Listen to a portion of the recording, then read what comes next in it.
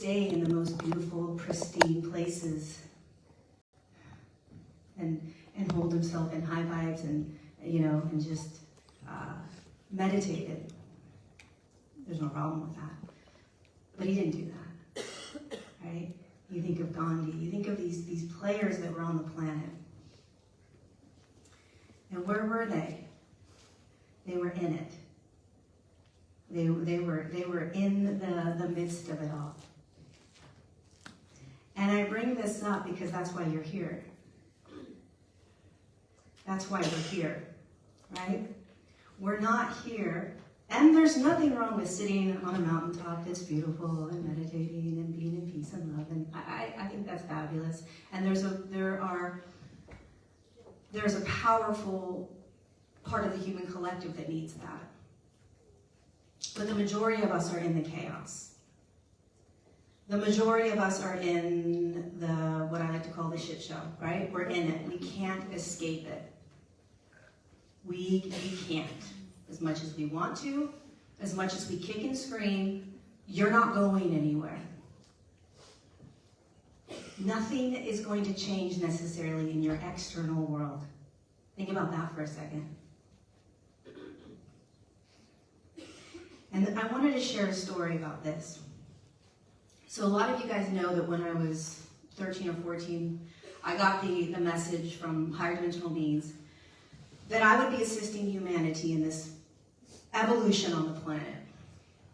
And back then, this was like 1989, they showed me, I thought it was like spaceships, and I was going to help people up onto the craft, and we were going to leave the planet, everything was going to be great, we were never going to have to go through anything, and life would move on in some other dimensional field. And for quite some time, that's what I believed. And then it became a reality that there's nowhere to go. And when I started doing my work, the work I'm doing now, it's evolved, obviously, because we're in an evolution. But I was in a lot of love and light. I was in a lot of higher dimensional stuff, and really only paying attention to stuff that wasn't really dense. I didn't really talk about corruption or dark stuff, and I was like, no, I'm staying up here. I'm up here, love and light. And then COVID hit. And it was like the beginning of March. And I have a really strong relationship with my guides. Really strong. I do whatever they say, good or bad, I don't know, but I do whatever they say. And they said, you need to start talking about this.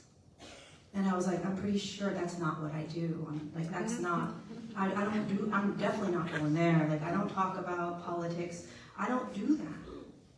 They said, you're doing this. And because I listened to everything they said, I sat and I got some information, and I followed that intuitive knowingness, and I started to share. And when I started sharing, I started to realize, oh shit, this is it. Well, there were other things in our history, okay, but this was it. This was why I was here. This is why we're here. This is what we're supposed to begin to see more and more of. This is the evolution. And when that hit, and when I started sharing, I realized, and the more months that went on, the more years, I started realizing, because in the beginning it was very much an external awakening when COVID kind of hit. There's this external awakening of see what's out there, see what's out there, see what's out there, see what's out there. And I was all about it. And all of a sudden it was like, Lorie? I'm like, yes. You gotta go in. I'm like, what do you mean? What do you mean I gotta go in? They're like, you now have to go inward. Deeply, deeply inward. And I said, well, what about all this stuff? And do I need to keep going? Do I need to keep sharing? And the message I got was, none of that matters. None of that matters if you're not doing the internal work. If you're not going inward. If you're not seeing, if you're not burning, right? If you're not breaking down. This is an evolution that is both external and internal. One does not happen without the other. They both have to happen simultaneously. And what is this evolution that we're going through that you remember, but then you don't remember because you're yelling at your kids and you're trying to make money to pay your bills, and then you kind of remember we're in evolution, and then you want to scream and pull out your hair because you don't want to feel what you're feeling, and then you remember you're in evolution again, right? It's this back and forth. And the evolution, which most of you know, but let's go back and review what we're doing here on the planet. The evolution is an energetic shift. It's a dimensional shift, which is crazy. Because we're in physical form.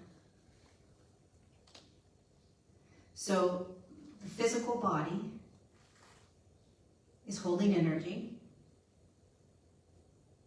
Your consciousness, you're beyond this physical dimension. You as the consciousness, as God, as love, as light. You're in this physical form.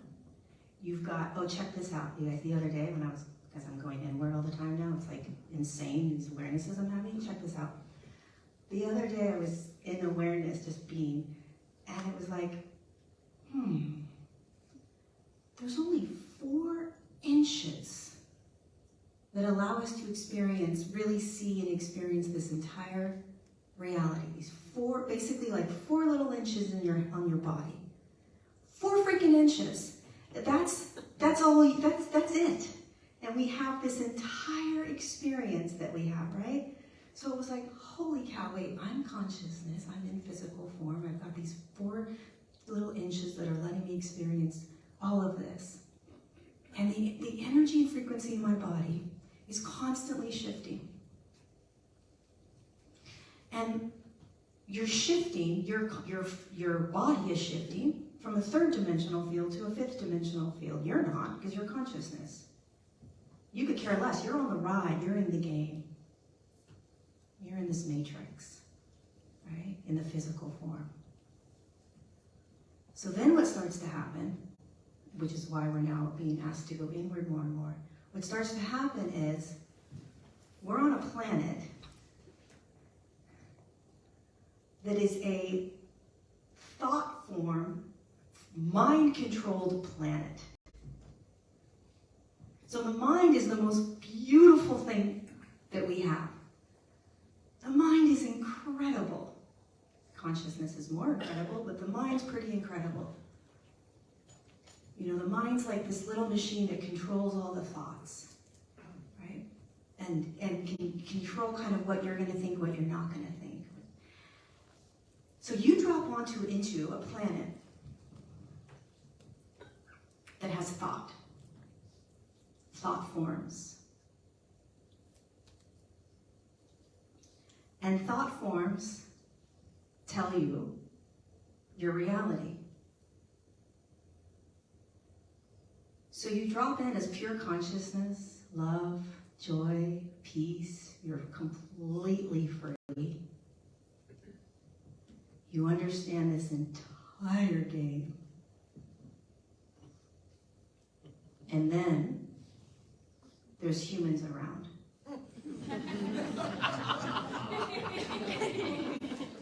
And the humans hand you their thought forms, what they believe, what they think, what to be afraid of, what to not be afraid of, what to feel, what not to feel, what to do, what not to do, who to like, who not to like.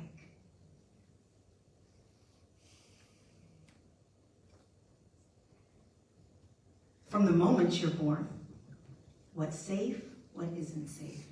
It's all given to you. None of it is you.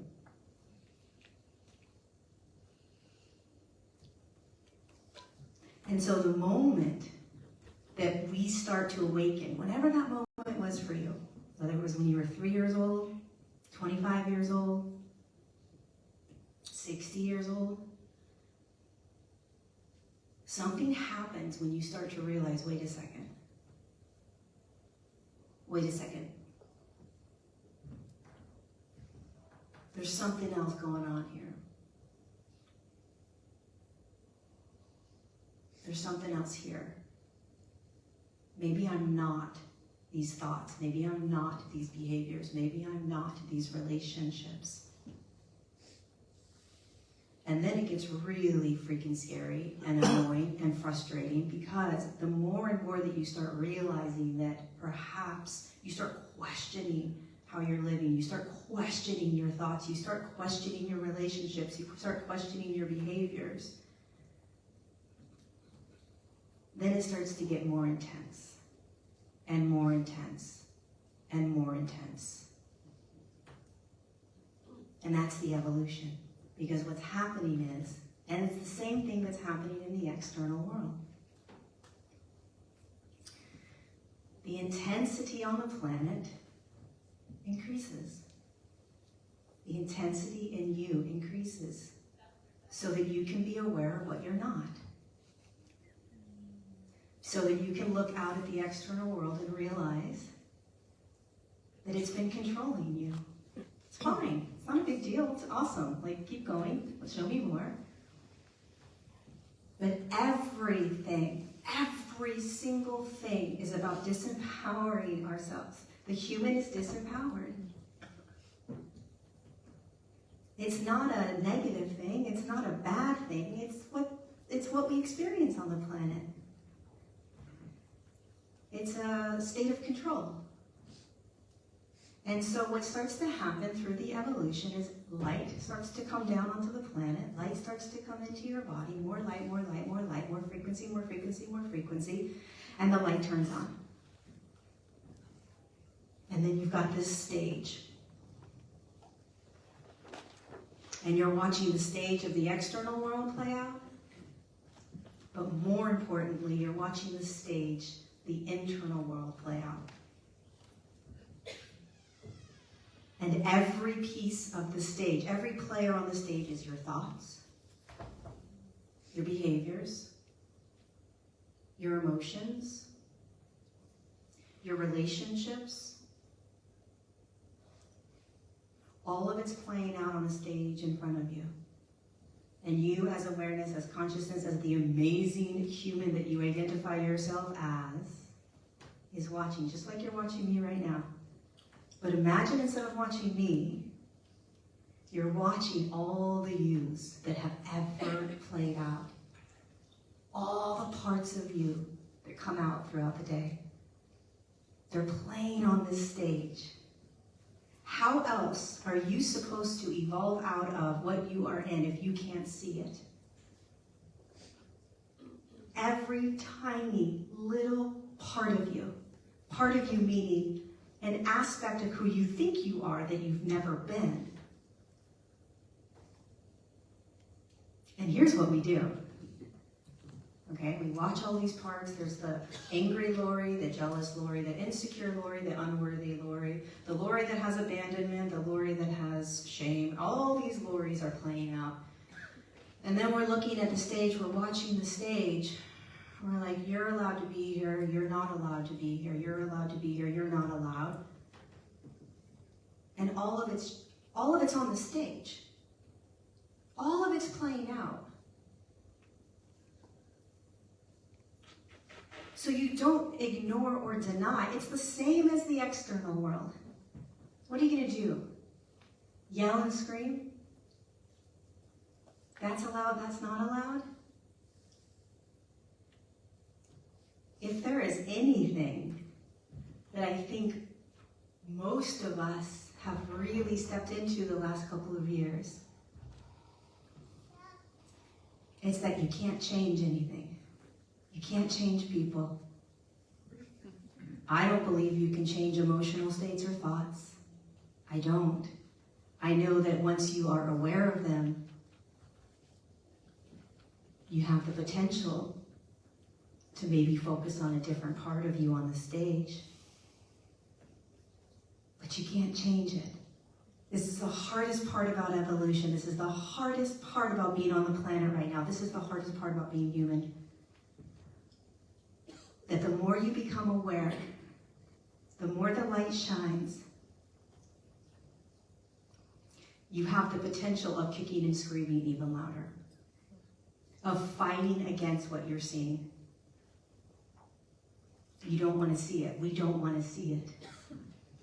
And so there's compassion. Compassion. Compassion for all of it. Compassion for everything you don't like and everything you like. Everything you can't stand, everything you can stand. Everything you don't want to see, everything that you're seeing. And how do you do that? How do you have compassion? How do you practice compassion? How do you learn compassion? Learn compassion. That's crazy, but we do have to learn it. We have to practice it. Oh, we have to continue to go inward. We have to continue to go in.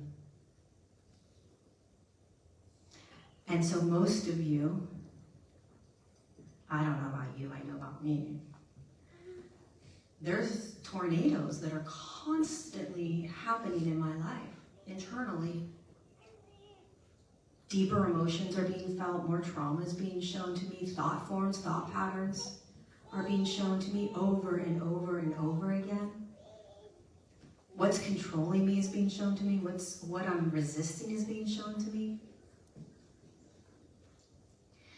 You know, in the spiritual community, we want to, some parts of the spiritual community, we want to be in like 5D, right? Like I want to be in 5D, the new earth. I want to be in heaven, that heaven place that everyone's talking about. That's like, you know, it's where everyone gets along and there's no duality and whatever.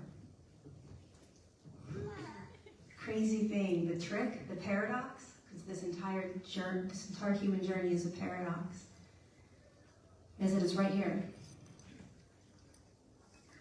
It's right here.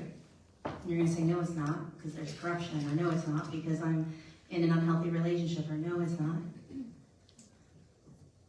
If you're God, or consciousness, or light, or source, how is heaven not right here?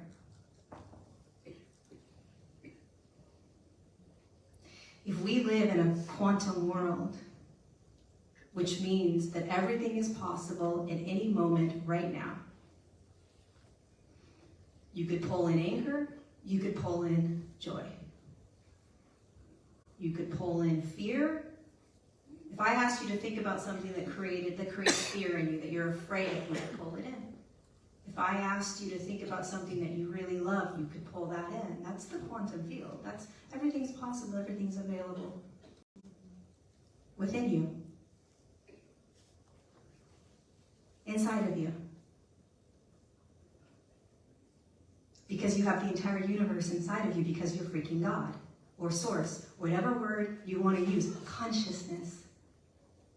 It's in you, it is you, it's what incarnated, it's what raised its hand and said, I would love more than anything else to go down onto the planet in that third dimension and assist humanity in moving into a higher dimensional field physically, and I'll forget completely that I'm a consciousness, that I'm God, that I'm none of that, and that I'm love.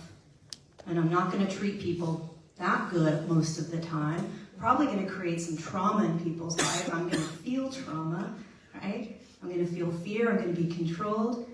You agreed. You raised your little light hand and were like, I'm going in. I'm going down. And I'm going to hopefully cross my fingers. Remember, the potential of you remembering is so small. The fact that you're sitting in this room, the fact that You listen to what you listen to, you feel what you're feeling, you have the awakenings. As much as you beat yourself up, I don't want to be doing this, I don't want to feel this, I don't want to know this, whatever. It's why you're here, and it's a small percentage on the planet. It's a very tiny percentage because of how dense this third dimension is. Dense meaning there is a lot of polarity and duality. And what does that mean? It means that you can feel a lot of fear or a lot of love. You can feel a lot of control or a lot of freedom. Right? It's the dark and the light simultaneously, which is everything, which is all of it. It's a big circle, right? Or figure 8. And from that awareness and that remembrance, there is no right or wrong, really, right? When you hear people say that, there's no right or wrong. You're like, oh, I'm pretty sure there's a right and wrong. Like, you don't do these things, and you don't abuse a dog or a child. So there's these like, oh, I'm pretty sure there's a right and wrong. That's the paradox of this world. Of course, there's right and wrong, but there is no right and wrong because it's all consciousness. From the higher perspective, right? From the third dimensional, fourth dimensional, even fifth dimensional perspective, it's like, I don't know. I'm pretty sure there's ways that you want to be. And so what we're doing here, which is why I was crying earlier, because it's like we found each other. Oh my God. When I go down, we're going to find each other. And we're going to remind each other of what we're doing here. Okay? Okay. Good luck down there. Oh my God, you two, what kind of family did you pick? I didn't pick a good one. Why not? I want the challenge. I picked an easy one this time. Lucky you. You might wake up before me. That's the truth. And we don't see it that way. How do we see it as this human, the one that identifies as the human? We see it as, what did I do wrong? Why am I not healed? Why do I still have these thoughts and these behaviors? Why do I keep playing in these same programs? Why do I go back to the same type of relationship? Why am I constantly using some sort of drug or food or anything to numb me? Because this world is crazy. It's intense. It's very difficult. It's very, very difficult. And so the more that you can remember in these tiny moments that we're having right now, these tiny moments where it's like, oh yeah, the reason you laugh is because it's true. It's actually true. And to have that aha of like, because this isn't going to help you when you're out there having to pay a bill that's coming after you. This isn't going to help you necessarily when you're going through a divorce, right? It's like, these little tiny awarenesses are everything, and yet you still have to go out there and play in that game. You can't escape the game. And so then it becomes, okay, how am I going to practice? How am I going to, what can I do to keep remembering? What can I do throughout my day? And then the beautiful piece also is how much, and this is, I encourage you to try this one throughout your day. You probably already are. But how much compassion can you have for yourself?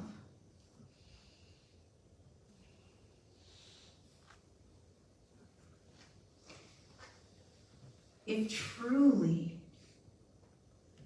none of it's your fault,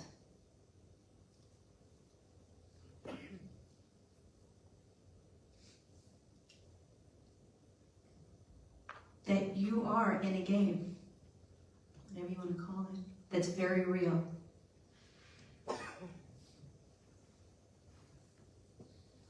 But none of it's your fault.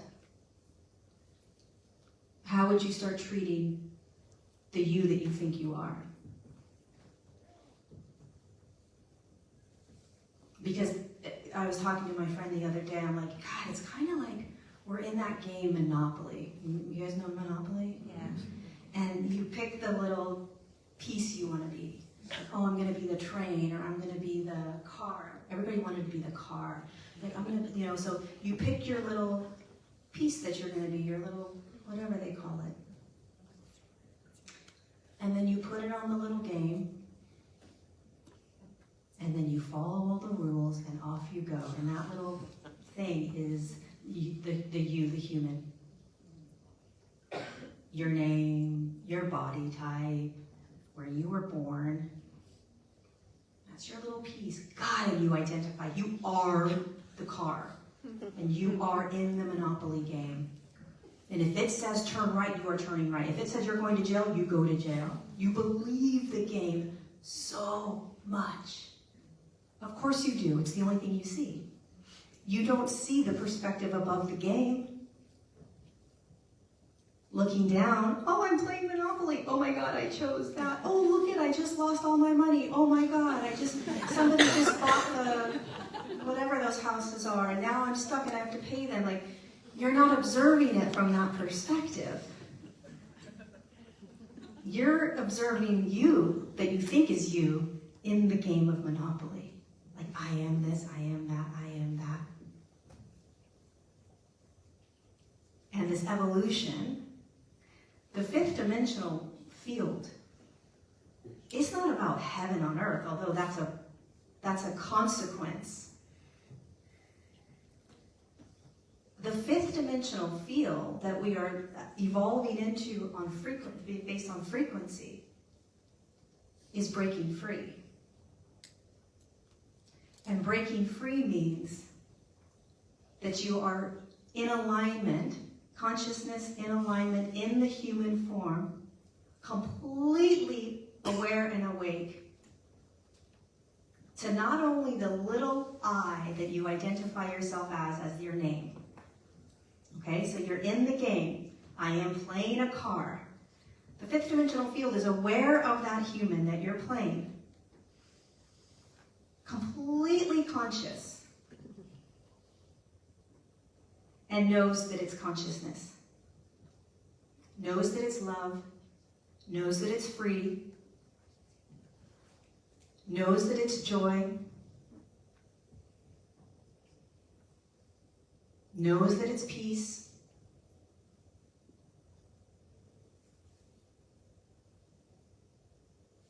So think about how crazy this is. I'm always in awe. I'm like in absolute awe of what we're doing. Because, I'm not always in peace. I don't remember that I'm consciousness throughout my day. I don't find myself in joy all the time, right? There's all these ways in which I am realigning myself over and over again. And this doesn't mean, this is the thing about peace and consciousness and alignment and all of that. It doesn't mean that you don't feel the pain or the sadness or the anger or the frustration. It means that you remember that you're none of it. You are safe to feel all of that.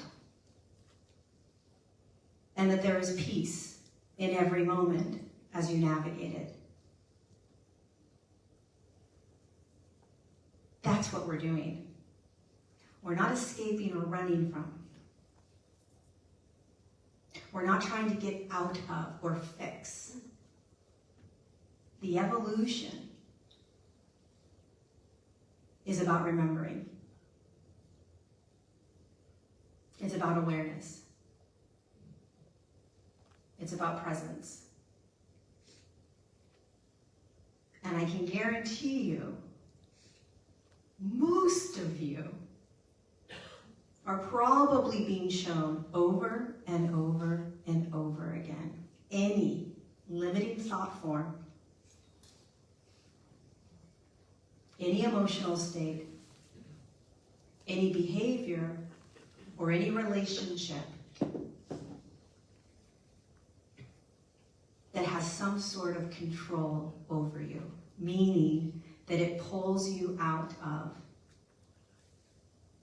a peace. It pulls you out of alignment. It pulls you out of safety, feeling safe in the world. It pulls you out of a sense of freedom. It pulls you out of acceptance.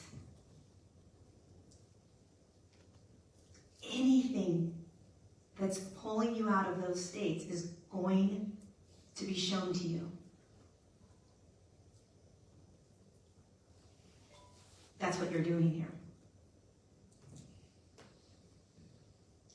And we have, at least I did for quite some time, had this kind of notion or belief that somehow we were going to like scoot around that.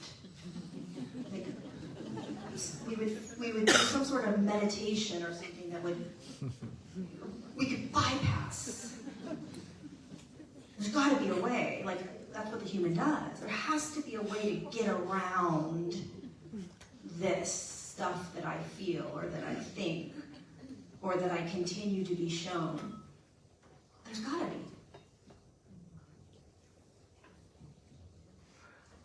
And there isn't. That's why I think courage is one of the most powerful things that you and I can be experiencing right now. Courage. Courage to not run from who you think you are.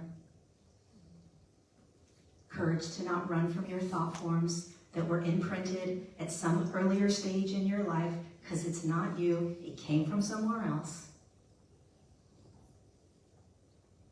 Emotional states that feel overwhelming, that mess up your nervous system and make you feel like you're out of control, and then you've got to stop this and figure out how to get rid of it.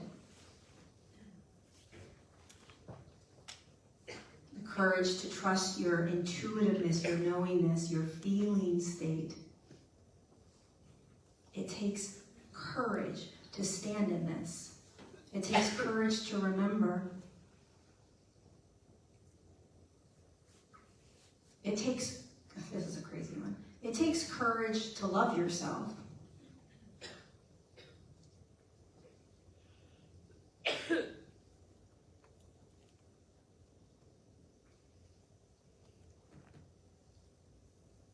It takes courage to love others that have hurt you, that have caused the thought forms. I want to tell you a funny, it's not a funny story, I take that back. There's nothing funny about this story. This is, it's happened to me the other day because I've been doing practice where I'm just really trying to be aware of my thought forms because they create your reality. And your thought forms will reflect the frequency in your body. And that's not to say that we're not in control of our thoughts, but it's that when you become more and more aware, you become more and more of a consciousness as opposed to the human, and then naturally you start having more compassion. And then you start looking at the thought, you start recognizing or observing the thought forms that are not compassionate. So, I don't know if you guys have a lot of homeless in Ireland. Do you guys have a lot of homelessness? Yeah. Okay. I don't know how you all are with homeless people, but in the United States, we are not nice. We're not. And it's a deep, deep program. It's a deep, deep program that humans, I don't even think, are aware of. And it's an embarrassment to sit with how you are responding to somebody that's on the street that has no money if you really become aware of what you're thinking. But deep programming, you won't even be aware of. So I was driving, and I live in a town where they literally have signs that say, do not, this is how deep the program is, do not give money to homeless people. It's a sign, it's a sign. And I'm appalled, but anyway. So I'm pulling up to the stoplight, and there's a homeless man, and I immediately said to myself, give him whatever's in your wallet. And then here's what happened. And this blew my mind because I'm watching this. Then all of a sudden a thought form came in and said, do not give him $1. And I was like, what? There was an awkwardness of giving him money. And then I was like, what is that thought? Why would I possibly be uncomfortable giving this man on the street that has no money, money? And then all of a sudden the thought came in, reach into your wallet and pull out the 20. And the thought form came in and said, do not roll down your window, do not give him money. And then I said, take your hand off the wheel, go into your wallet, open it up, and pull out that $20 bill. I literally had to force myself through thought to do what was so conditioned in my mind to do. And I was blown away. Because when you start to be deeply aware of the programming that we are trying to remind ourselves to step out of, it can be this back and forth battle, this war, and it's frightening. It's in those moments where, for me, I realize how ingrained thoughts are. That we just do what we do. We say what we say, right? We be how we be.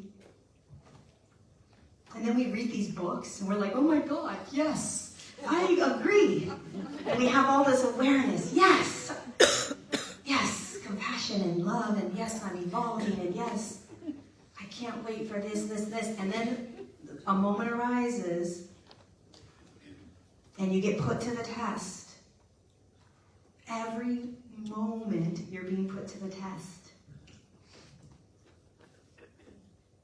Every moment you're being asked to embody what you know to be truth. Every moment is an opportunity to look at what you're thinking. Every moment is an opportunity to ask yourself what you're feeling. Every moment is an opportunity to say, okay, what am I feeling and how am I judging it? And the reason this is so important is not so much because of you. It's great. You need to evolve. But it's not about you. You're not sitting here on this chair, believe it or not. You're not sitting here on this chair for you. You're doing this for humanity. People have a very hard time sometimes when I say that. But that's the truth.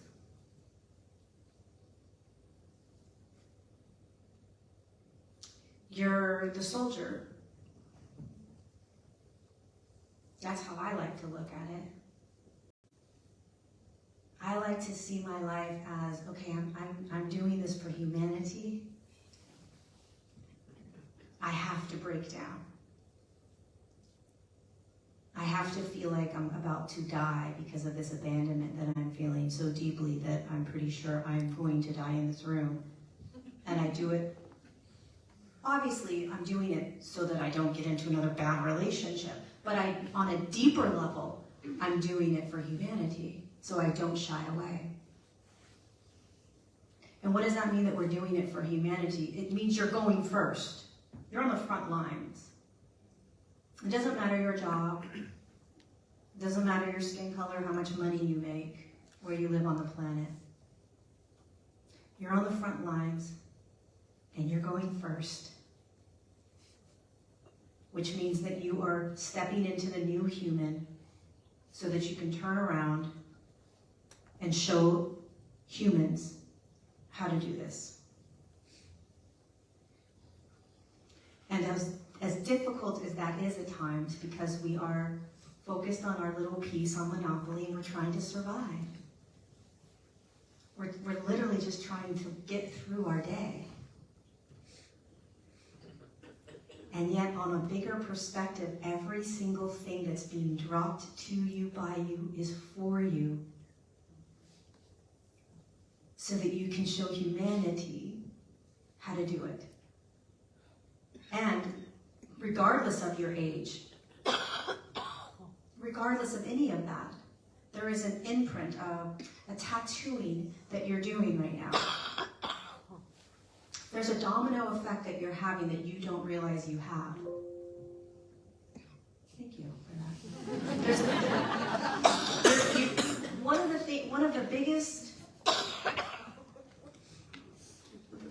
things that makes me the saddest and makes, let's just say, there's higher dimensional beings watching you right now, and you as you watching you. One of the saddest things is that we don't realize the impact we're making. Every day, by the way that you are showing up, by the way you speak to people.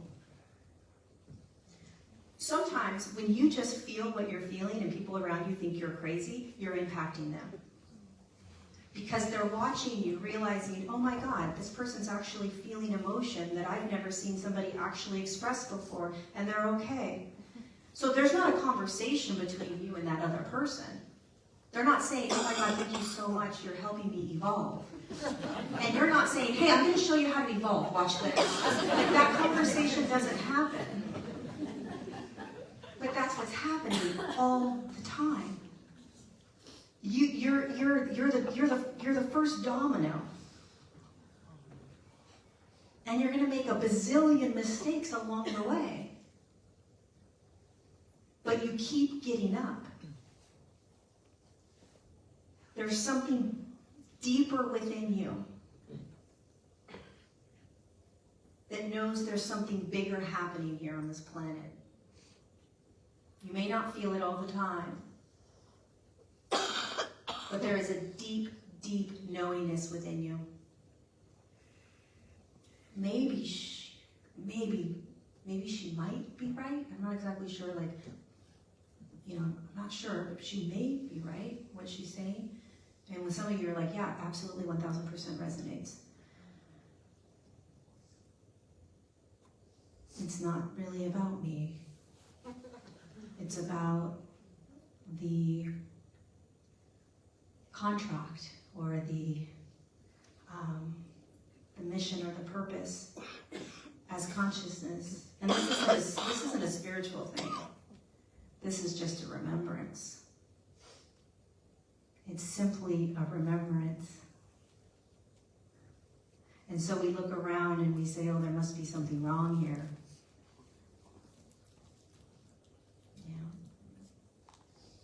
It's getting bad out there. It's getting bad inside me. No. The darker it gets, the more profound the gifts.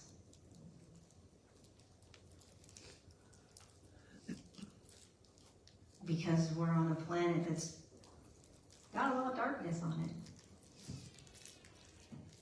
And so that darkness is also within us. Good. Show me. Show me more. Show me more.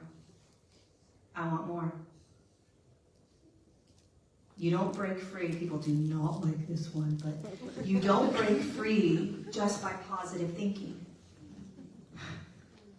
You don't. You break free by seeing it all. All of it. You break free by realizing any shame you have. You know, that moment handing that man that money was not good. I did not like what I was watching in my own thoughts. But my God keeps showing me. Please keep showing me more. If there is a breakdown that I have, some sort of conditioned response that I have to a friendship, where I'm realizing that I'm a people pleaser. Oh, please keep going. Show me more. This is so uncomfortable.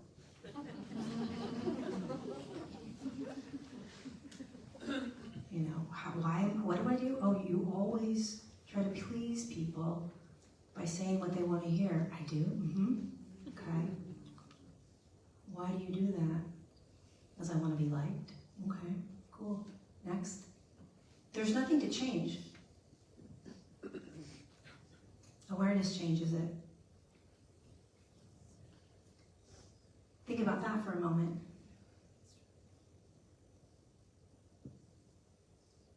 What if there was nothing to change? What if bringing light, which is awareness, to just how you are, how you be, how you think, with such a compassion,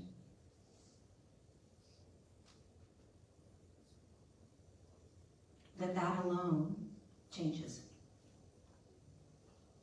The moment you see something, you can't unsee it.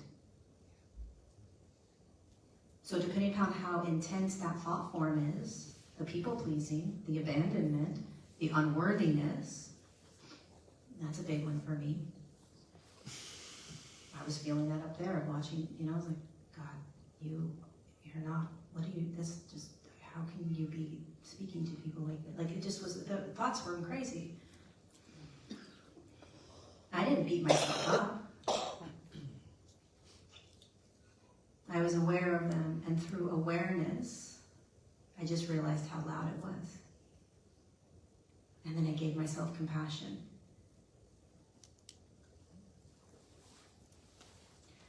So the reason we think we need to change the thoughts, or we need to change the behaviors, or we need to change the emotional states is because we attach and think it's us. And we judge it.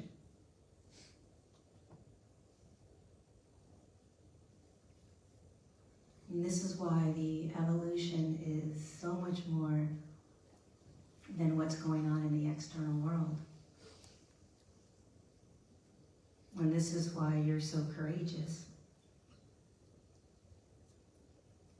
And this is why there's so many moments where you want to numb out. This is why we have numbed out for so long.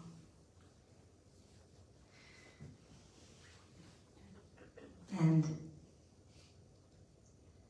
there's an acknowledgement right now from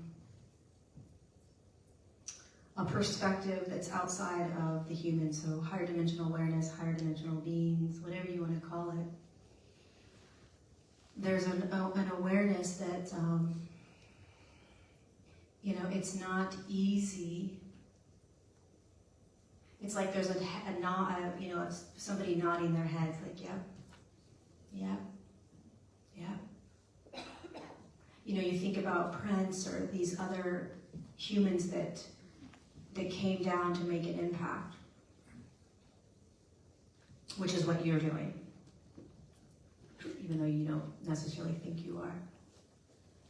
And every time I channel them, whether it's Prince, whether it's, did I channel Elvis? I can't remember if I channeled. Yes. Oh yeah, I did channel Elvis. That was a weird channeling. Anyways, when I channel these consciousnesses, they come in, they always say the same thing. They always say that life is precious. This human journey is precious. That it is a gift. And that when you are gone and out of the body, you will want to go back down. They all said it. You will want to go back down because you will understand the magnificence of what you're in. Even though on a day-to-day basis, it's really challenging. There is a deeper awareness that it's a gift and an opportunity, a once-in-a-lifetime opportunity. And the reason that I have to tell myself this over and over and over again, the reason that this information comes in the same over and over and over again, is because within about 10 seconds you forget.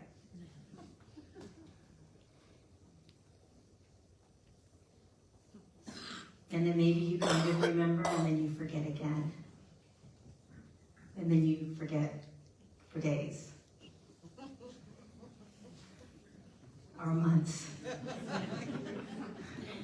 And then you pop into that remembrance. You ever have those moments where you're like so in the human experience, you're just like, you are in it. It has pulled you and you have gone. You are on the way and you have to fight against whatever's happening. And then there's this pop. Somebody says something or you listen to something, you're like, oh yeah, that's right. I remember. That's evolution. Evolution is about being able to stay in the state of remembrance while you go through some heavy shit.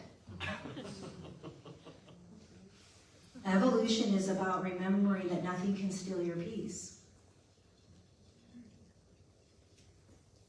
And the only way that you find heaven, the only way that you find peace in chaos, find peace in pain, is that you have to stand in the chaos, you have to stand in the pain, and you have to practice.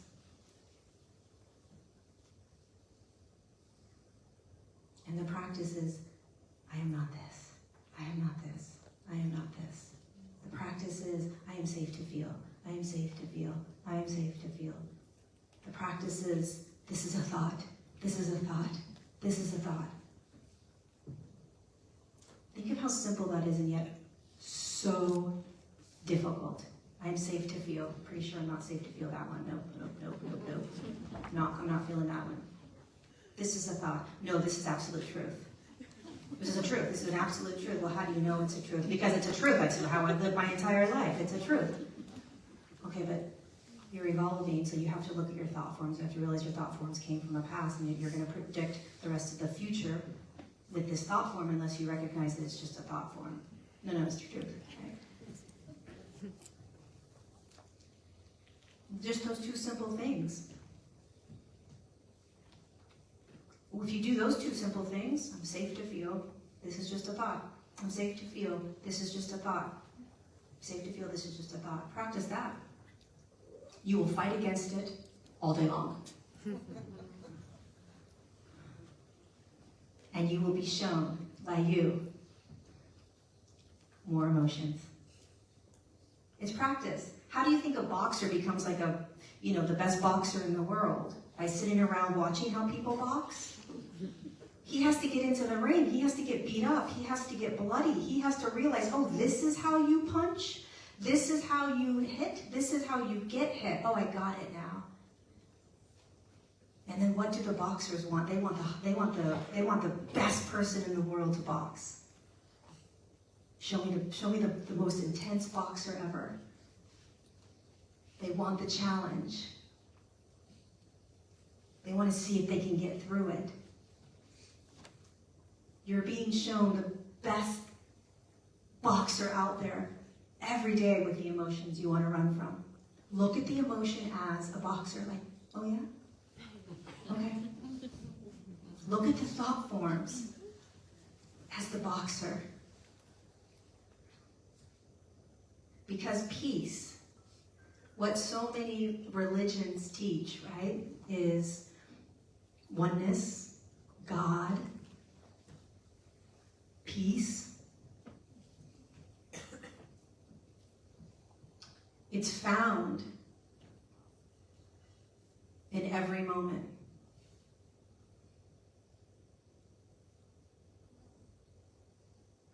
It's not found outside of us.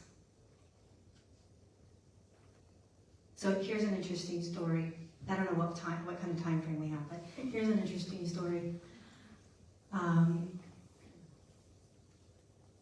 I've always been somebody that is connected to the higher dimensional realm, and I rely on them.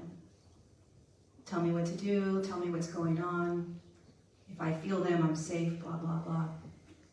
And I've honestly promised, I don't know why I said promise, like I'm lying to you guys, like, I promise. And my hands up, like, what's that? That's a deep program, I promise. Whoa. Dude, that's crazy. Like, I've never really felt what somebody would call God, right? Once I did in a QHHT, quantum healing hypnosis therapy session. I was with Source.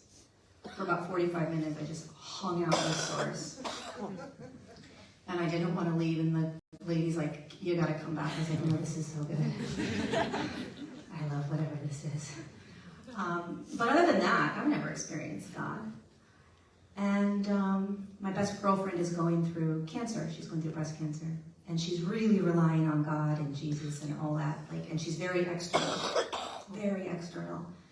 And I'm like, yeah, I get the whole God, Jesus thing, but it's like when you put it too much in the external, I don't know, is it disempowering? Is it where am I at with all this? And so, some of you may know this story, but I do yoga a lot, and I was going through a moment where the guy I was dating pulled away from me. And if I'm in a relationship and the guy pulls away, we have serious problems.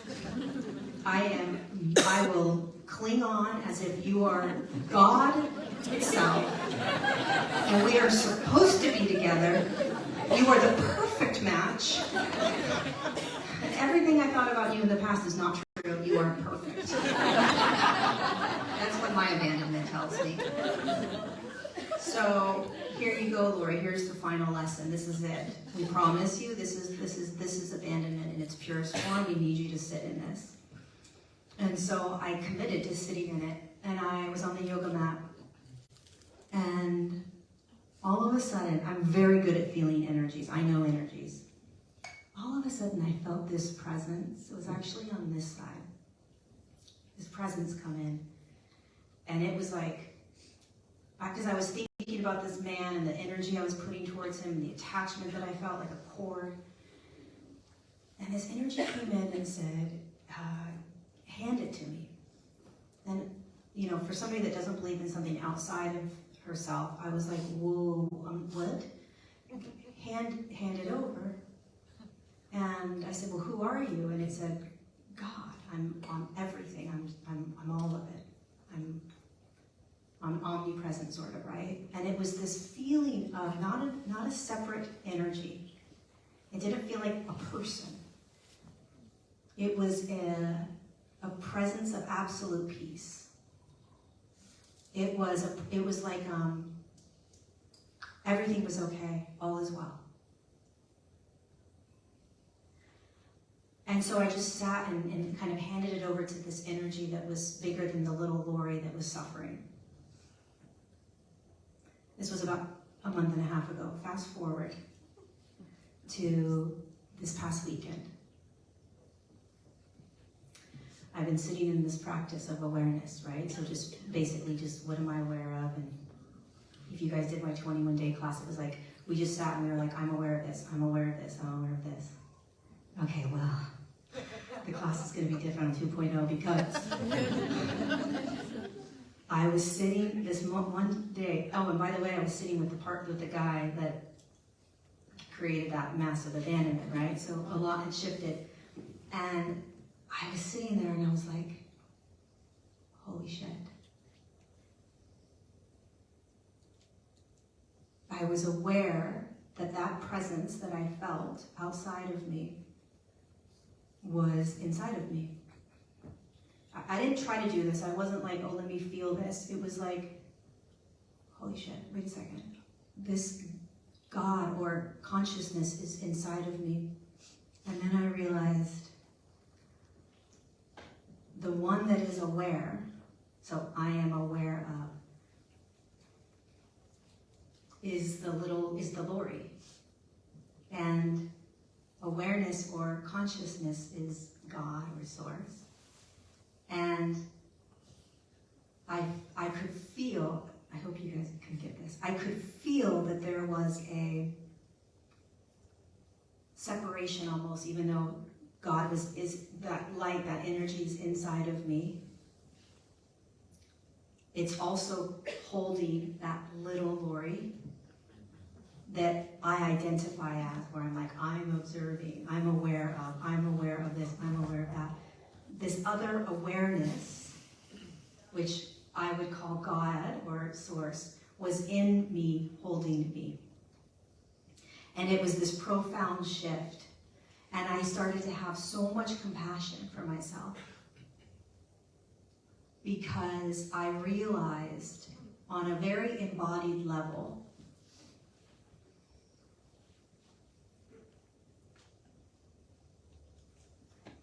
how much compassion and love I have for my human journey. It was like a mom holding a baby or a little puppy. And I'm sharing this story because it is what I would consider the truest expression of the human experience, which is consciousness informed, being experienced and expressed through a little I that you call you and your name.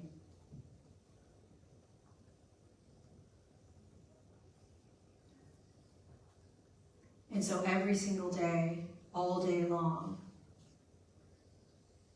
consciousness, God, whatever you want to call it, is in awe of little you. Wow, look at what she's doing. Oh my God, look at what she's thinking. Oh, look at that behavior.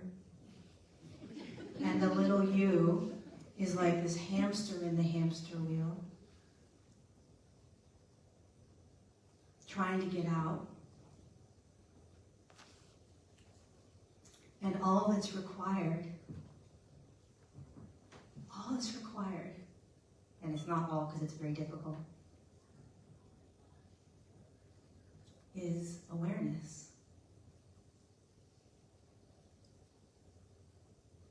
And how do you find awareness? It's just like, how do you find breath? Oh yeah, I forgot, there's breath. Everybody just took a breath. They're like, what? Oh yeah, I forgot. I'm breathing.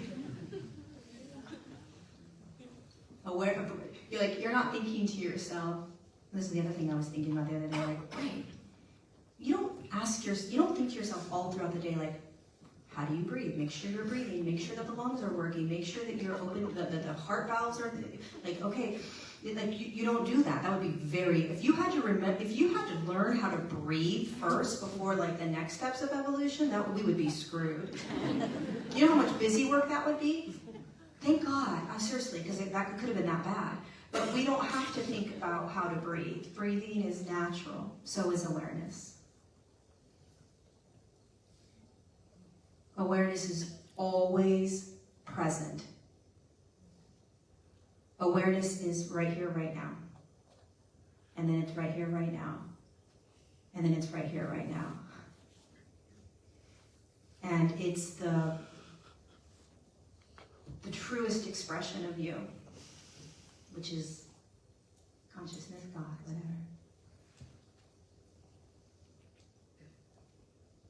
It's always right here.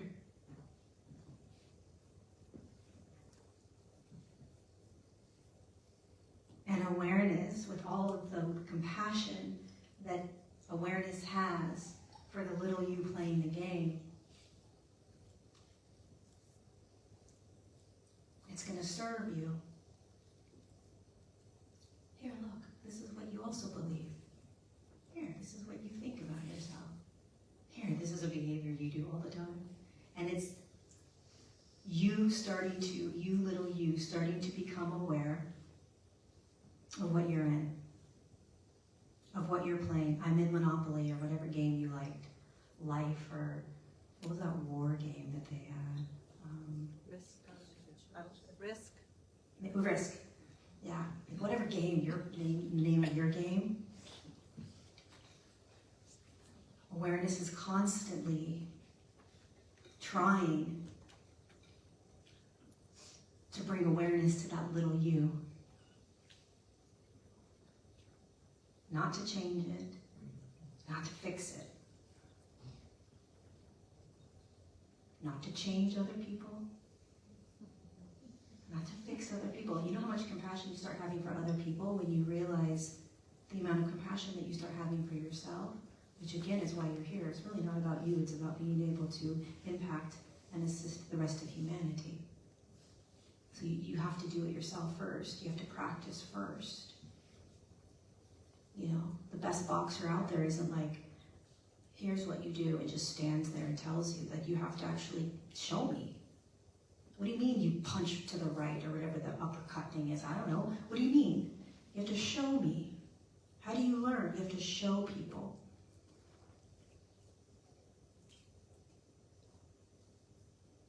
That's how you change the world. That's how you change yourself. That's how change arises. It's the only thing that's constant is change. We fight against the only thing that's constant on this planet, which is change. Think about that one. We're always fighting against change. What's one of the most uncomfortable things that we experience? Change. And it's the only thing that's constant and permanent. Everything else is impermanence. Everything else is constantly in movement, in change. And so how are you gonna teach that? How are you going to assist humanity in bringing awareness if you don't do it yourself? Which is what you came here to do. Which is also moving into a fifth dimensional frequency. It's also getting present. It's also finding peace. It's being able to stand on the battlefield that you're in, called planet Earth, and no longer run. Truly free. So we have all this knowledge. Even what I'm sharing right now is information. You know, you take notes in your mind. Some things resonate, some things don't, and then you go out and play the game. And then you come back and get a check-in from somebody else or something else, a book or whatever, and you go back out and play the game.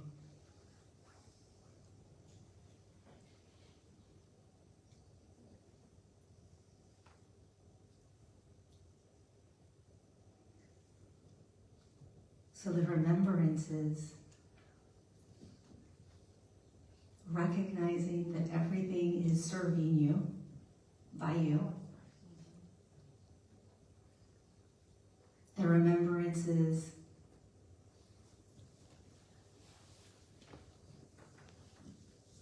I am a little piece on a big game. Can I see that? How often can I see that? The remembrance is how much compassion.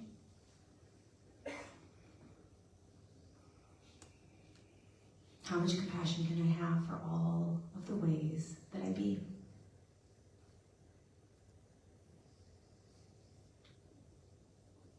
The awareness is, oh wow, hold on, I came here for this.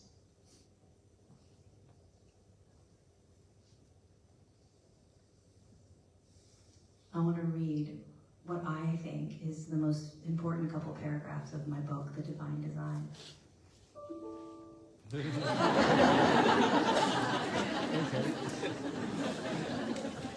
It's the AI. Perfection.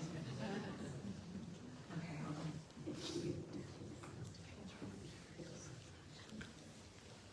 By the way, the moment I realized that I had to wear glasses to read was,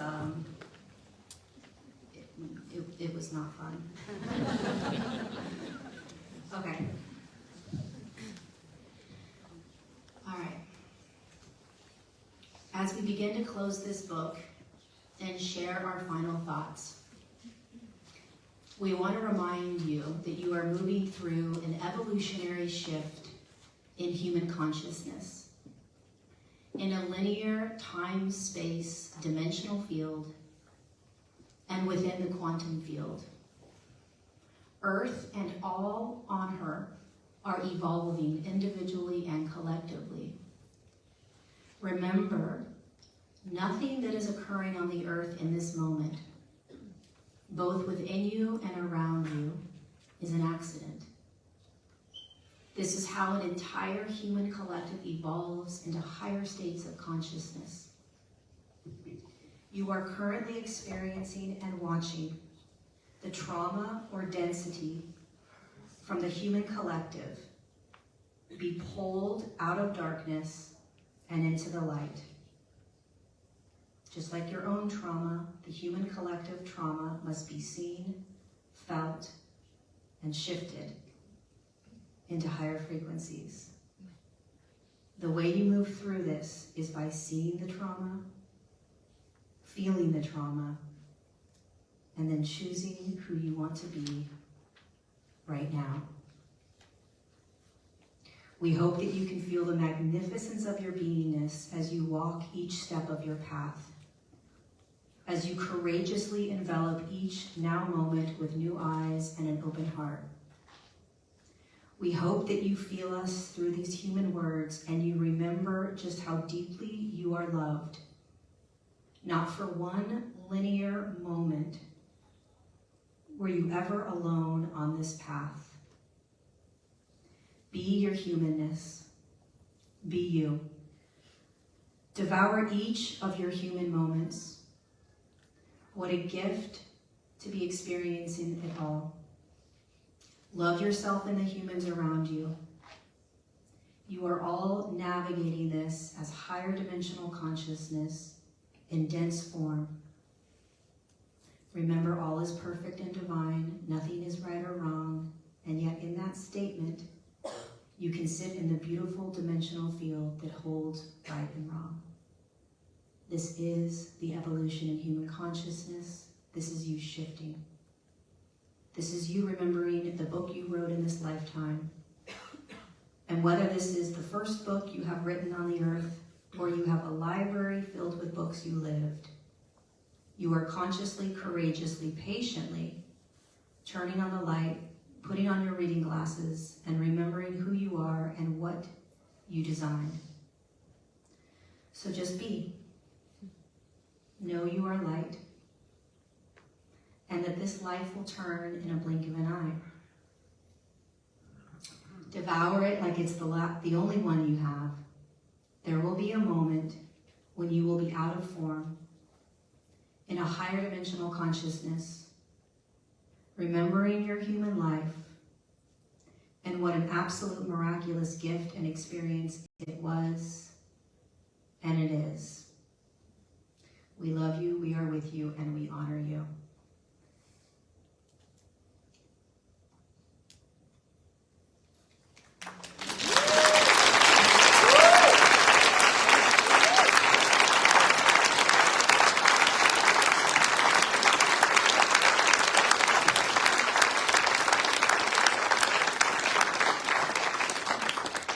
Really quickly, a lot of you got to know me during COVID and didn't know this book was what I was writing, because it had nothing to do with what I talked about for 2.5 years. And yet it had everything to do with what I was talking about, right? The book has everything to do with it, and yet it might not have been what drew you to me, right? What drew you to me perhaps was, please get me through this day. And what I was doing was reminding you. So I was reminding you based on what you were going through during that day. Okay? That's what you thought. But I knew what I was doing. I knew that I was reminding you. I was reminding you of why you were on the planet and what you are doing here.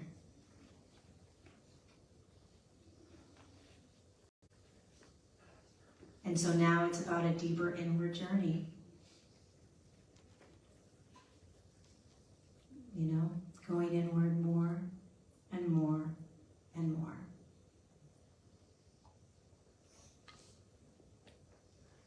And that's where you'll break free. So don't shy away, don't run away.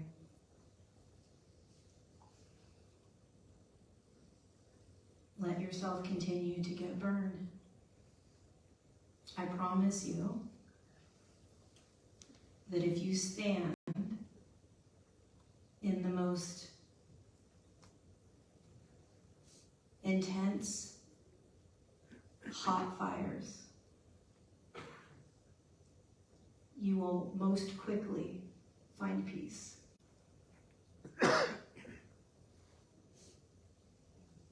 And this evolution is speeding up, so whether you want to get burned in the fire or not, you are. So thank you for being here. And also thank you for being here today, but also thank you for being on the planet.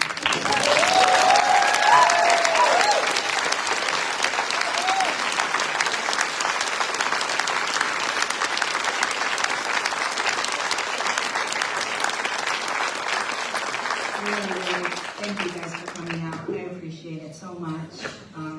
It's an absolute gift to see you soul to soul. Really appreciate it.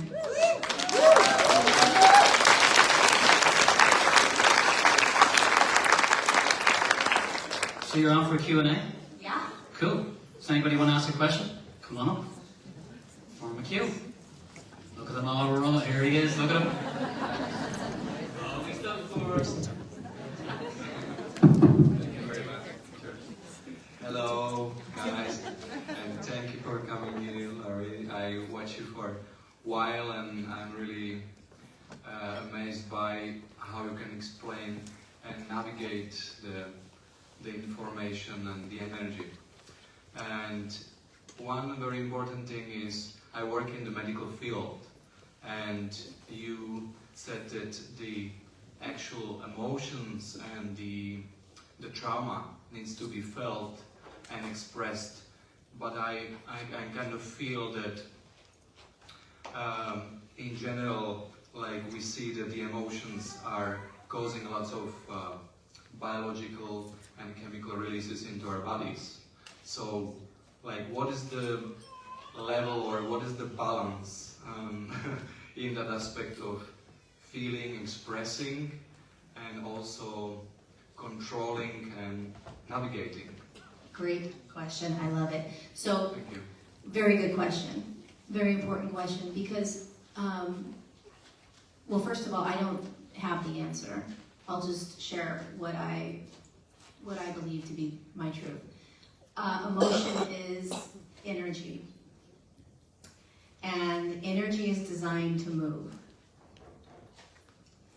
And if energy is simply allowed to move, it's like, okay, so here's an example. If you have a cup like this, and you pour water or some sort of something in here, an emotion, anger, I'm sick, whatever it is, if it goes into a cup that's closed, it's just gonna stay in there, and then it's gonna create discomfort, dis-ease, whatever it is. But if there is an openness, say, let's say this cup didn't have a bottom and it just was completely open and receptive, then the natural design of the human experience and emotion is that the emotion just moves through. There's just a movement. The human has to evolve into that awareness. And when it does, there will not be disease. There won't be discomfort in the body. But we don't have that awareness yet, many of us. And so what happens is that something gets poured in, an emotion, and we feel it, and we identify, oh my God, there's something in here, what is this? How do I get rid of it? We grab it, which is the natural thing that we do, because we don't remember how to simply allow the emotion to move through. And so when we grab it, especially if it's a really intense emotion, it's going to create an experience in this cup. Maybe it's gonna, you put like Coca-Cola in there, it's gonna turn the clear cup, and it's gonna change the color of the cup. It's gonna change the natural state of this cup, because it's holding on to it. So the real question is, how do we get humans to just feel? That's really the question. How do you remind the human that that emotion is literally going to move through them in 2.7 seconds if they just allow it? But we don't remember that. Because the moment an intense emotion comes in, it's very uncomfortable, and then that creates the state. Of course it does. And so we learn all these techniques to help us change our thoughts, all these things, so that, and they all work. It's all perfect. All of it's perfect. But we are going to start to evolve into the remembrance that everything is energy, and we are safe to allow everything to move through us on an energetic level, through the physical form, and that when we do that, an emotion we then will think we're actually schizophrenic and crazy, because there will be so much emotion moving throughout the day, that is our actual natural state, right? There's always peace, there's always calm, there's always contentment.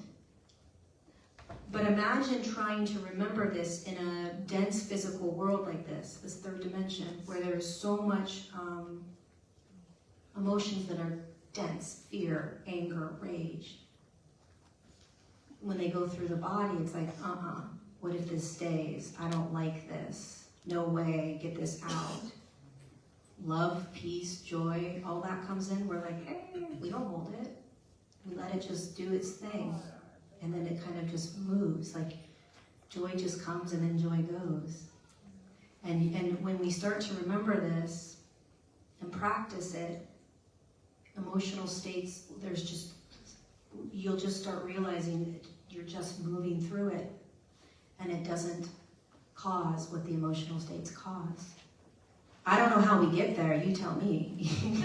You're in the medical field, you tell me how you're going to get humans to recognize that. I don't know the answer, and so that's why your question is so powerful, because it's the paradox.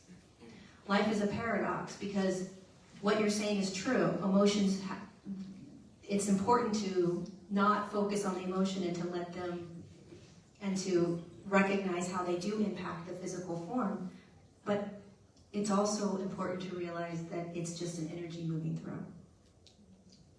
Okay, so we should kind of feel it and move it through, like visualizing it, going through, experiencing, but also letting go how long we are in that state. You have no control.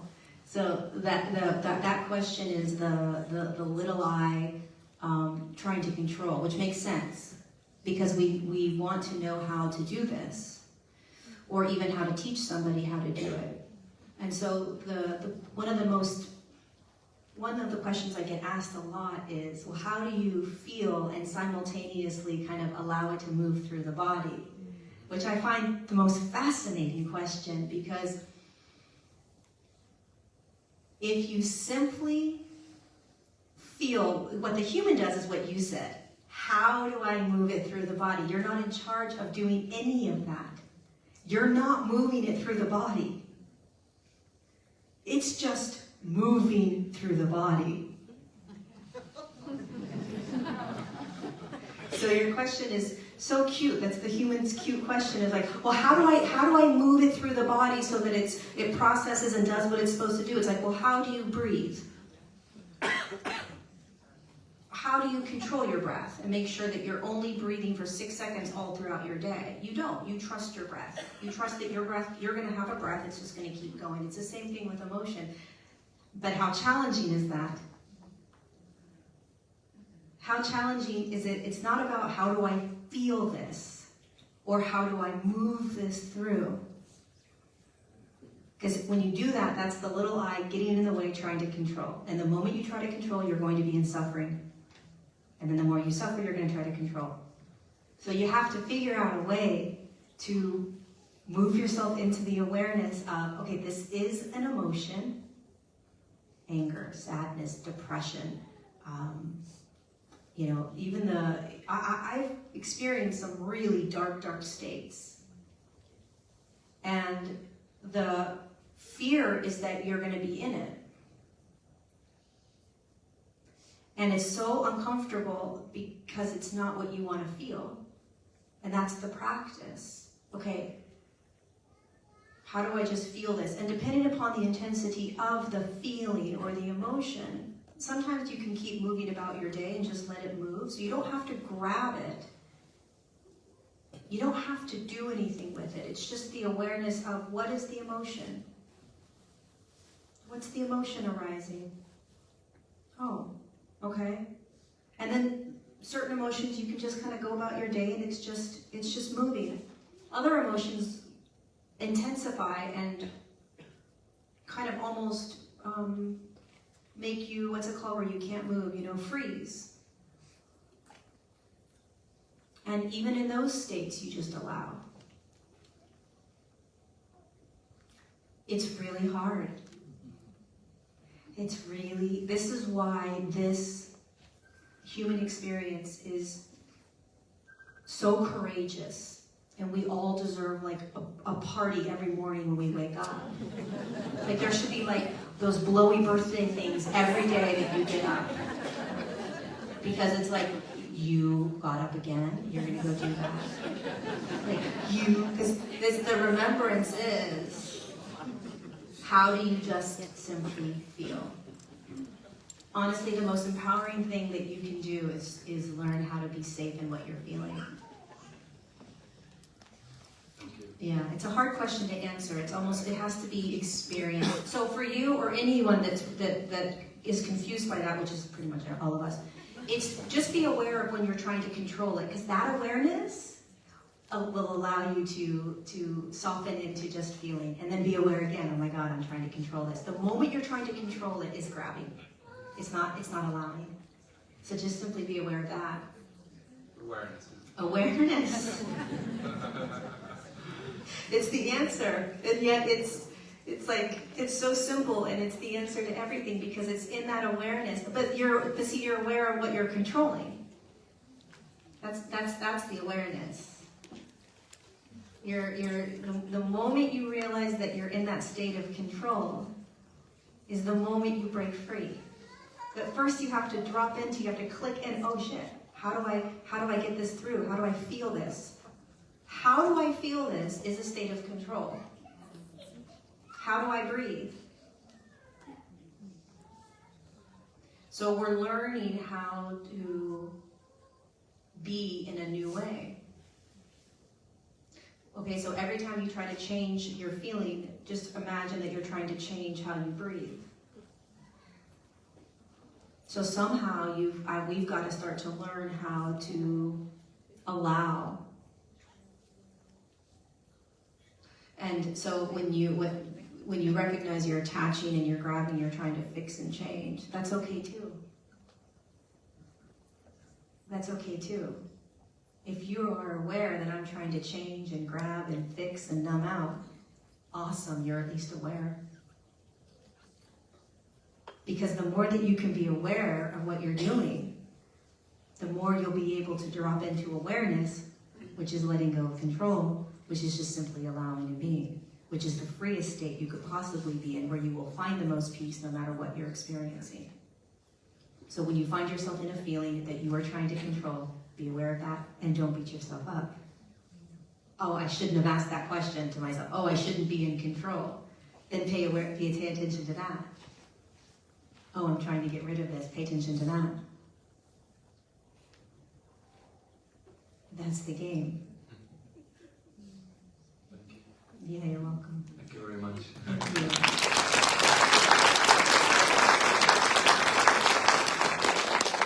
Hi, Lorie. Hi. So happy to see you here. I'm happy to see you. It's crazy.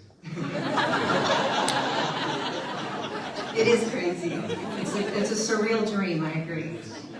I found you in 2020 along with Feel Good, who I know you're friends with, and I love your work. Congratulations on your book and everything you're doing, and for being a catalyst for many of us to remember and have that connection again to Source, the Divine, and so on. So my question is a bit of a curious one, out of curiosity. I'm curious how you started experiencing this channeling communications that you get, and if it was ever scary, and if there's a distinction between the last experience that you shared, where you connected to this divine presence or God, source, between that experience and the other experiences when you connect to other guides, and if that comes through telepathically through your own voice, or sometimes you hear different voices. And how was that whole journey for you, and if it was scary when it happened the first time, and if you follow any practices to do that, or it happened spontaneously, if you could share a little bit about that. Thank you.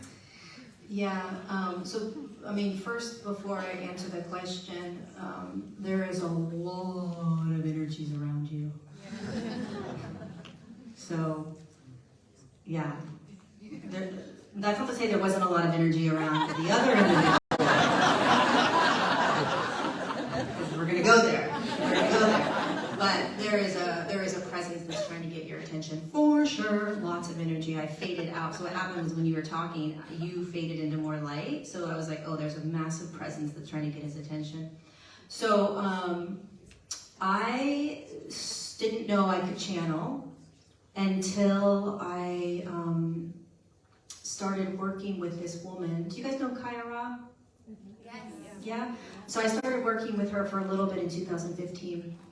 And she told me, hey, I think you can channel. And I said, what is that?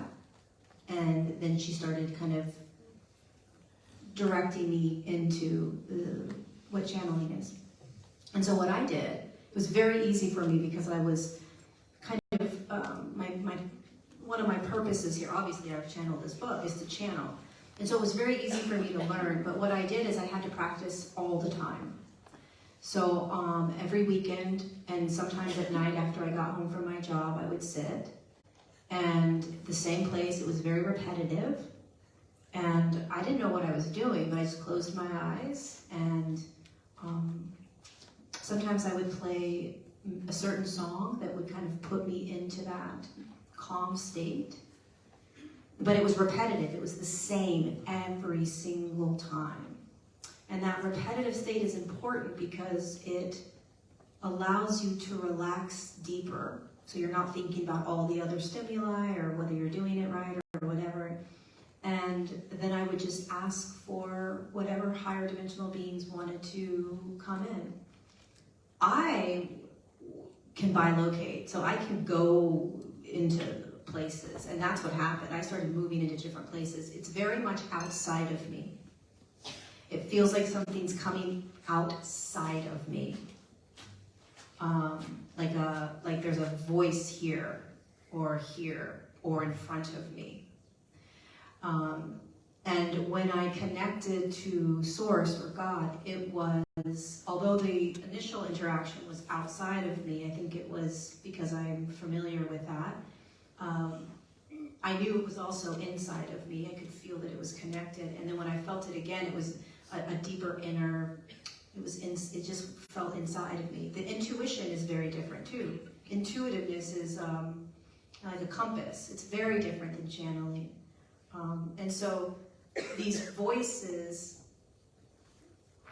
it's so hard to explain because it's definitely voices and it's definitely outside of me, but all channelers have to filter it through their own kind of mind structure and ego. You imagine energies coming into an energetic body. Everything's coming in, and so it has to be filtered in. So it's going to go through the mind, and it's going to sound like you, perhaps, or that you're crazy. So the practice is important because you can start to distinguish the different kind of voices, the energies. So it's actually not words, it's energy. And so you have to read the energy.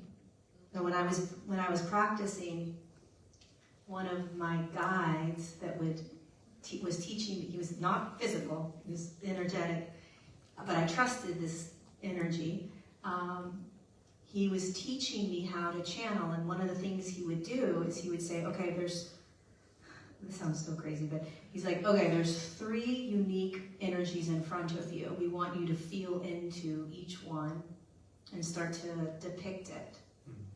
And so I would start playing and figuring out how to feel different energies, and then it would turn into more of like, oh, that feels like a dog, or that.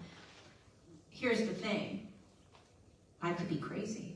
It's that simple. Truly, she's just crazy. And that, I 100% agree. I will, if this is all, I'm making it all up, I'm okay with that. I'm not attached. I'm not attached to what my experience is. And so, what is it? It's a choice. So you have to start to choose to believe what you are hearing. And then you have to figure out, if it's important to you, how to practice communicating with it bringing it into your field, meaning, you know, just this around here, and, you know, we all have voices in our head that are not ours. We all have higher dimensional consciousnesses, guides, spirits, people that have died that are walking with us all the time. And it's energy, so it's being felt. And it's going to come in like your voice. Yeah. Yeah, I had 2 experiences with the source, like the last story that you were sharing. And I was also curious because for me, it happened in 2019 the first time, and then last December.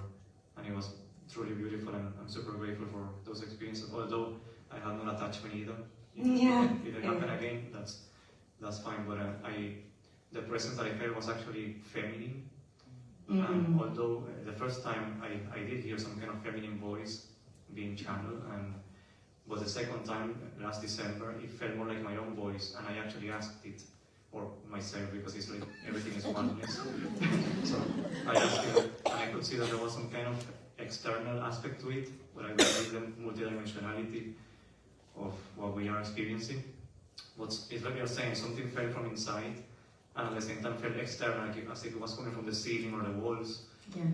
It was crazy, and I asked her, so why the first time you contacted me with a female voice? And she was, well, I had to get your attention.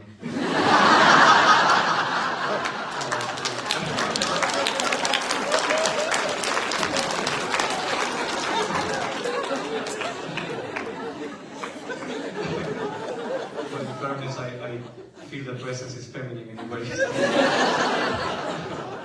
So that's been my experience. They will try to get, or if you, whatever you want to call it. I mean, we get so caught up in labels. Holy cow, you know. We will fight for our labels. No, it is God. No, it is higher dimensional beings. No, and it doesn't matter. Who cares? Yeah. You know, it's all the same.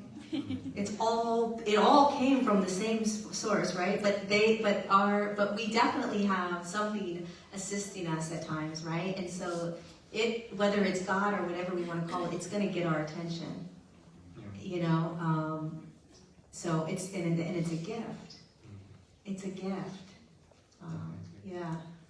Last thing, very quickly, I channel also music, and that's what I do professionally, and I would love to give one of my CDs for you at some point. Yeah, absolutely.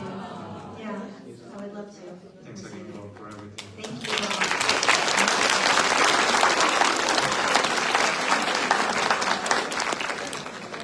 Hi, I was wondering what made you interested in working in this area and what keeps you motivated to keep working in this area?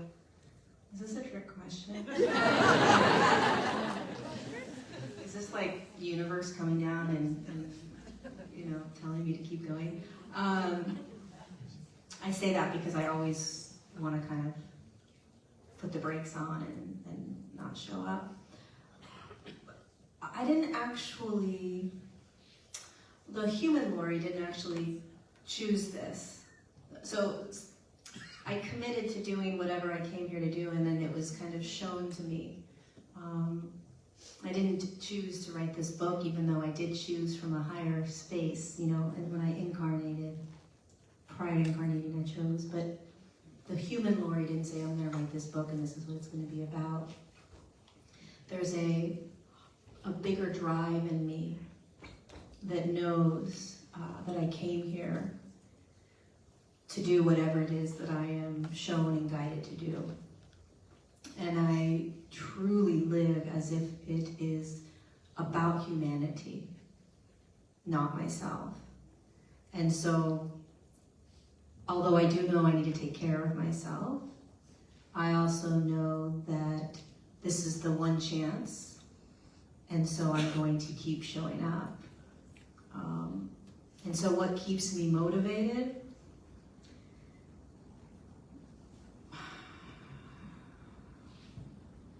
You, other humans. That's what keeps me motivated. Yeah.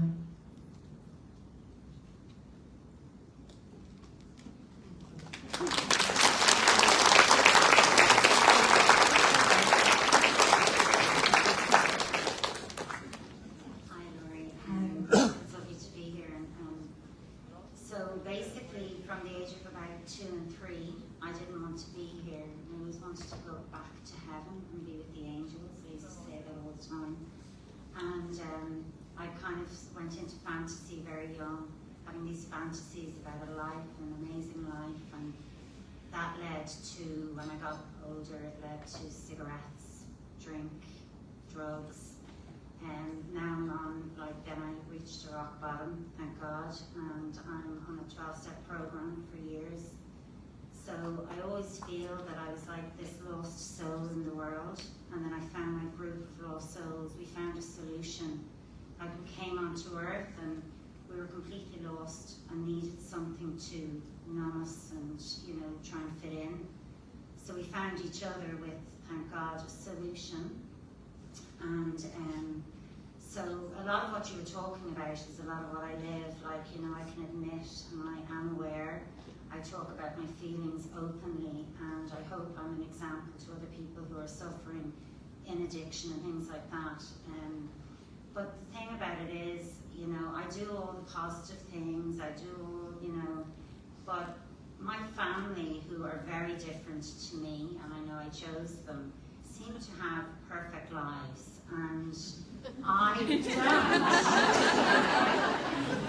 I have these dreams, and it's like I'm climbing up this mountain, and I know I chose it, I know all that stuff, but it's like, I just need a break.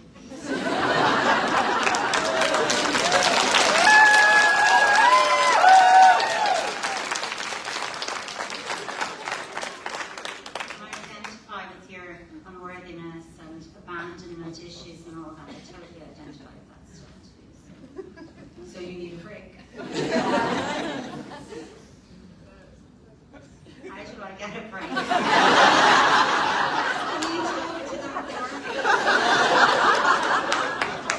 This is the cute thing about humans. I can't tell you how to get a break. Just the simple awareness of I need a break.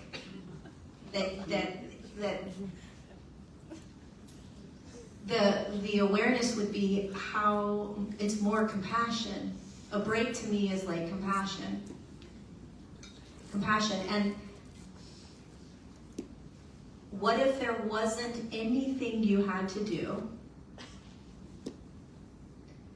but simply have compassion for yourself? There's no positive state you need to get into, right? You can get as mad at yourself as you want. Beautiful, keep going. You can be as frustrated as you want. Beautiful, keep going. You can have the temper tantrums. Great, keep going. It's about acceptance. It's a deeper acceptance. Yeah, your family's perfect and you're not. Yes, that's correct. And yet, my question would be, how much suffering are you in because of how you think you should or shouldn't be? How much suffering are you in based on how you are judging yourself compared to others? How are you going deeper into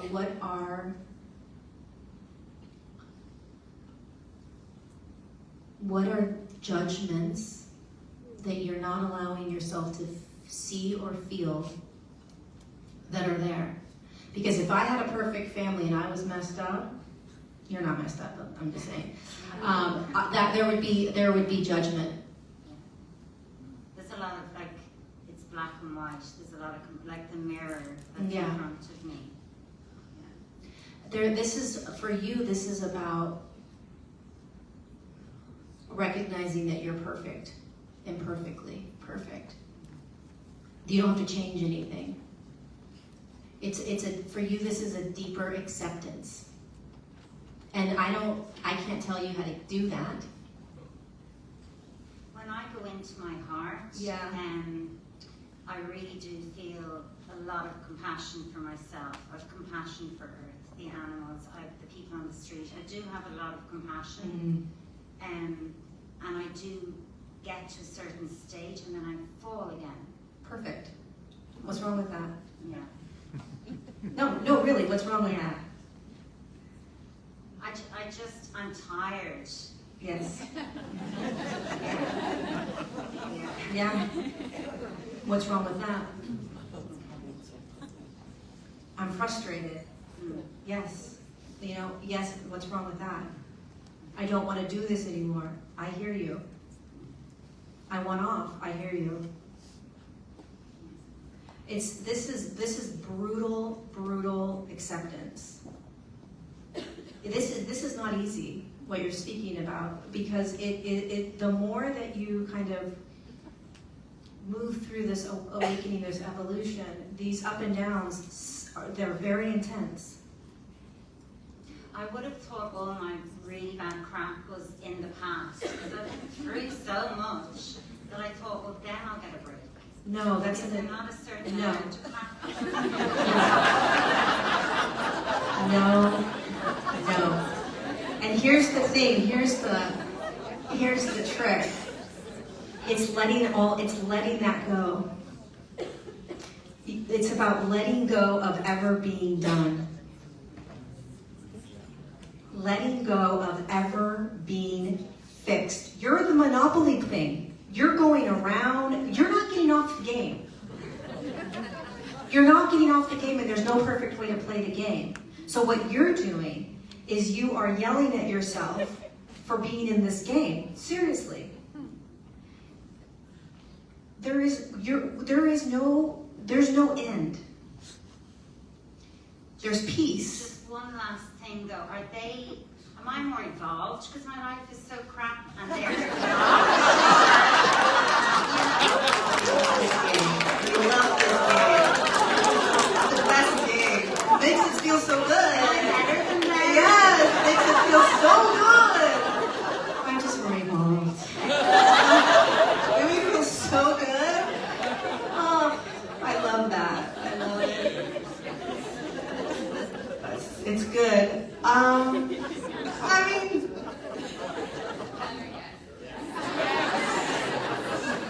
you're more aware. You're just more aware, and when you're more aware, it's a lot harder to be on the planet. In many ways, I say this all the time. I look around, I'm like, I live in this community that's very wealthy, and these families they got a normal life, and they're just doing life. And I look at them like, how the fuck are you just doing life? How are you not breaking down and like crying in your car? Like, how are you not having? Like, how is this? How are you happy skipping with your kids? Like, I'm so confused. And I don't go to the place of I'm more evolved. What I am aware of is that I have more awareness. That's all. It's the lens. So there's no better, because sometimes I kind of think maybe they are doing it the right way, because it's really difficult to do it this way. Awareness is really challenging, because the more that you become aware, the more it can feel like you're losing your mind and you want to stop and you're exhausted and you can't keep going. That's awareness. Because awareness is teaching you that you're none of it, and it's teaching you, it's wanting you to see everything. It's wanting you to see that you're attached to the fact that you thought that you already got through this, so that you can drop that attachment, so that you can presently be in presence as often as possible without ever caring if that comes up again. It's about literally not giving a shit if the past traumas that are still in your body, whether you have released them or healed them, they're still in the body in some way, in some capacity, as a memory or whatever. If it comes up, who gives a shit? Next. Like, you are constantly going to be shown whatever it is that you need to feel. There's nothing wrong with you. So what are you still attached to? How are you making it wrong? Love all of the fact that you compare and that you're better than, and that there is more awareness. But that's it. It's coming from, when we do that sometimes, it's because there's like resentment that they're not going through it too. Why are you not having to go through this with me? Why are you not feeling these things? right? And having that awareness of just that drops you deeper into the acceptance of what is. So for you, honestly, it's not an easy life that you chose, and you don't ever have to step into, you don't have to live through the lens of I chose this, okay? But you're being asked to let go of every single judgment. That's the bigger lesson for you, the bigger remembrance. And a judgment could be as simple as, why am I still feeling this?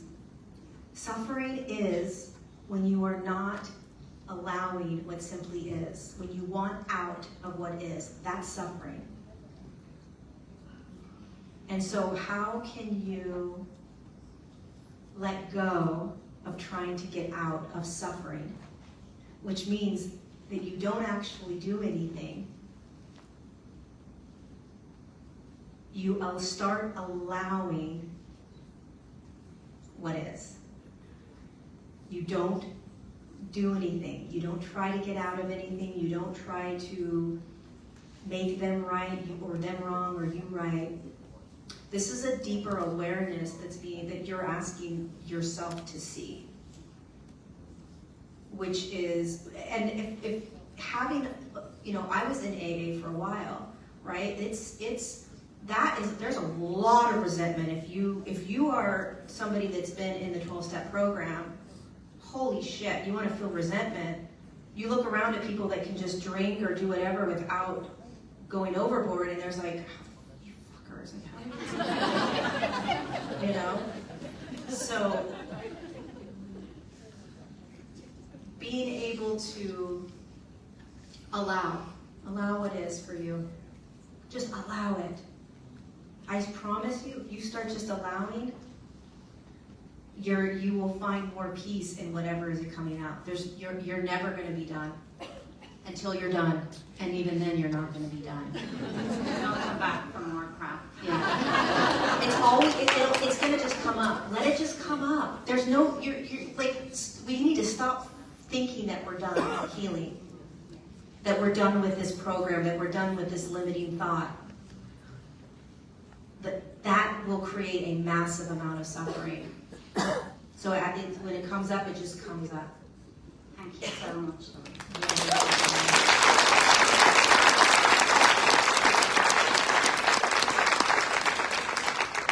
Hi. Thanks for being here. I have a question about raising children who feel like they don't belong here. And my daughter feels regularly like this is too hard already. She resists the 3D matrix, hates school. Why do I have to conform? Why do I have to do this? And it can be really ungrounding because she gets very, very emotional. She's a highly sensitive child. So just for any words of wisdom for a parent, or for how to parent her and to stay grounded myself. Yeah, I don't have kids. I always say that, just so it's like I don't know what it's like to raise kids. But what I can say from my experience with children that are awake is reflecting back to them, simply reflecting back to them their experience. That it's giving them permission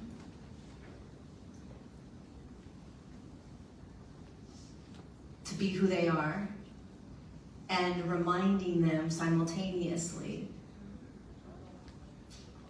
of the reality of what we're in, right? So the challenge with these children that are coming in with really heightened awareness is the fight against the system, which is great, because that's what's going to help us, right? But and I think I'm specifically speaking to your child, because there also is this information coming in that there needs to be, and I think you used the word grounding, there needs to be a grounding into what it is that we are in as well. Because, and we have to do this with ourselves as well, right? If we keep fighting against, then it's a state of excess energy, exhaustion, push. So what she needs also is how to navigate this life. So for instance, yes, school is blah, blah, blah. It's programming, it's this and it's that. How can you stay in your awareness of that? How can you be in that while you still know the truth? So keep getting her to balance is going to help her navigate this more. Does that make sense? Yes. There's like a rebalancing for her that needs to happen. Because if you fight against the game, it's great, but you may be in more suffering or more excess energy moving out. Yeah, I tried homeschooling her. I did a year of homeschooling, but it just went the other way, where it didn't work out. Yeah. She needs a little bit of structure, but hates the absolute constriction of school.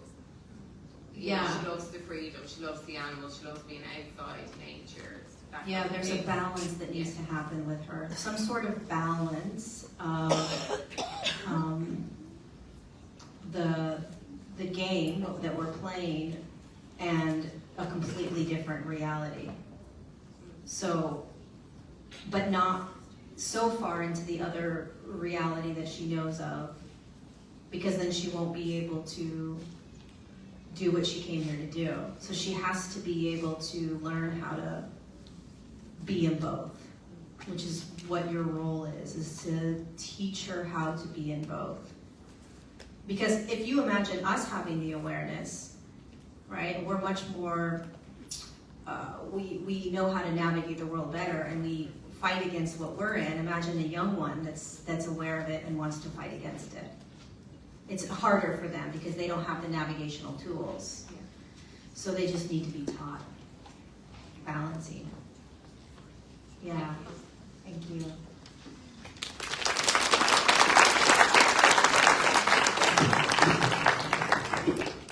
Lorie, I'm sorry, we're running out of time.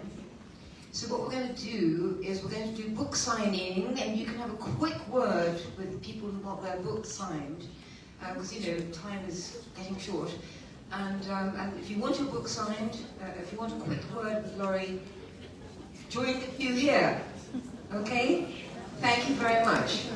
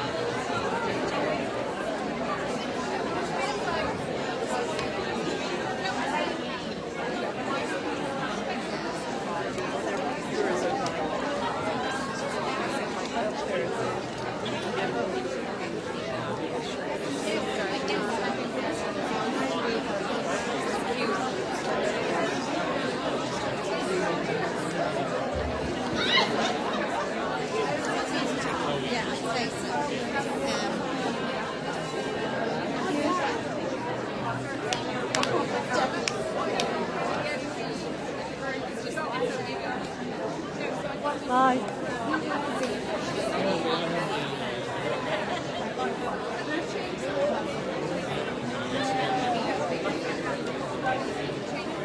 Thank you all very much for coming. Sorry, I didn't mean to be business-like there. Thank you all very much for coming, and it was a fantastic evening, and I hope you had a really good time. Paul? Lorie, quick goodbye from Lorie. Thank you guys so much for coming. Honestly, really meant to me. Really will. I wouldn't be here without you guys, and it's just an honor. It's an absolute honor to meet you again on the planet at this time, and to share this experience. I'm beyond grateful for Paul putting this on and getting me out here, and thank you Paul so much for this. You guys are all amazing. I love you all. So grateful to be here.